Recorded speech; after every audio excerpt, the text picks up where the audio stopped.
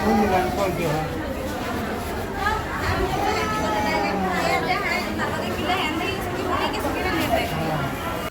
বন্ধুরা, যে ভিডিওটা দেখলেন ভিডিওটা বেশি দূরের না, ভিডিওটা হলো মুকলমা সাব ডিভিশনাল সিভিল হসপিটাল, মুকলমা হসপিটালের ভিডিও। মুকলমা হসপিটাল আমি নিজে গেছিলাম, যাইয়া দেখি বাবারে মানুষ রে, এত মানুষ মুকলমার বাজারে ওই রকম মানুষ হয় না যে মানুষ মুকলমা মেডিকেলে হয়। তো আমি নিজে গেলাম, মানে শরীরটা একটু খারাপ পেলাম, মেডিকেলে দেখাই। তো মেডিকেলে দেখিবার যায় এত ভিড়, লম্বা একটা লাইন ধরে থাও নাকি, তার মানে শেষ নাই, লম্বা একটা লাইন।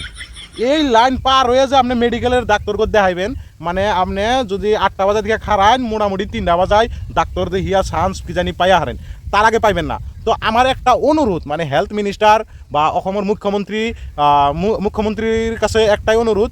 দেখুন, আমাদের মুকলমা যেটা মেডিকেল হসপিটাল, এটা ডেভেলপমেন্ট হয়েছে, কিন্তু খালি গড্ডা, আমার জানাতে খালি গড্ডা ডেভেলপমেন্ট হয়েছে।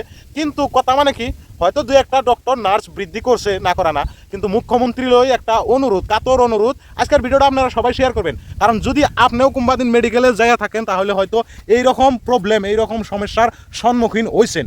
তে মুখ্যমন্ত্রীর কাছে একটাই অনুরোধ করুম, বা হেলথ মিনিস্টার স্বাস্থ্যমন্ত্রীর কাছে একটাই অনুরোধ করুম, যে দেখুন মুকলমা মেডিকেল, মানে আপনার খালি মেডিকেলটাই বড় হয়েছে, কিন্তু যেটা ডাক্তারের ব্যবস্থা বা নার্সের ব্যবস্থা, আরও 2-1জন ভালো ডক্টর বা নার্স মানে তা অনেক নিয়োগ করলে বহুত হয়তো সাধারণ রাইজের হাজার উপকার হবো। কারণ দেখেন, এই দৃশ্য দেখেন, আপনারা স্বচক্ষে একবার প্রত্যক্ষ করলে আপনারা হয়তো বুঝতে পারবেন, হাই মুকলমা মেডিকেলে এত ভিড়। ওই বন্ধুরা কি কমু, আপনি যদি একটা মানে কঠিন রুগী, মানে একটা সিরিয়াস রুগী নিয়ে যদি আপনি মুকলমা প্রবেশ করতে চান, তাহলে হয়তো নিশ্চয়ই আপনি প্রবেশ করতে পারবেন না। আপনি সিরিয়াস রুগী মানে ডাক্তার দেখানোর আগেই বোঝায় যে ইন্না নিল্লা সাবি নিল্লা, বুঝছেন?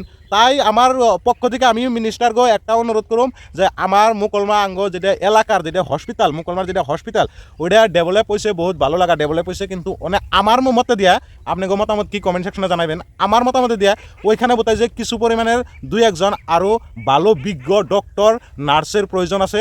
আর মানে 2 নম্বর কথা মানে কি, একটু যাতে ফ্যানের চলাচলটা, মানে যেটা গরমে গর্ভবতী মহিলারা যায় এনে কি কষ্ট করবান হয়েছে রে ভাই, এই গরমের মধ্যে খারিয়া একদম অবস্থা নাই না, গামে আর গাইমে গেছে গা।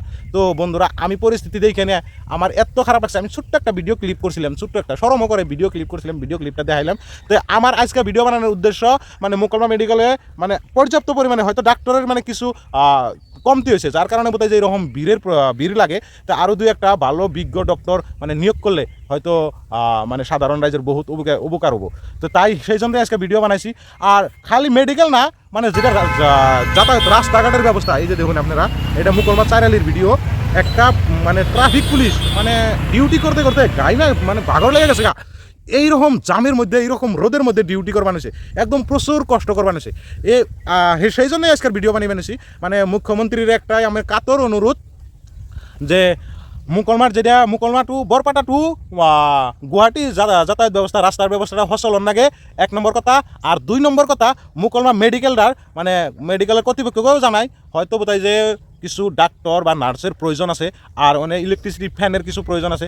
যদি আপনারা হয়তো এইসব পূরণ করেন, তাহলে হয়তো সাধারণ রাইজ বহুত খুশি হইতো, বহুত সুখী অনুভব করতো। সেই জন্যই আজকের এই ভিডিওটা বানাইলাম। ভিডিওটা প্রচুর শেয়ার করবেন, যাতে ওনারা মানে আসামের মুখ্যমন্ত্রীর মানে নিজ চক্ষে প্রত্যক্ষ করতে পারে, সেই আশায় ভিডিওটা বানাইলাম। ভিডিওটা শেয়ার করবেন।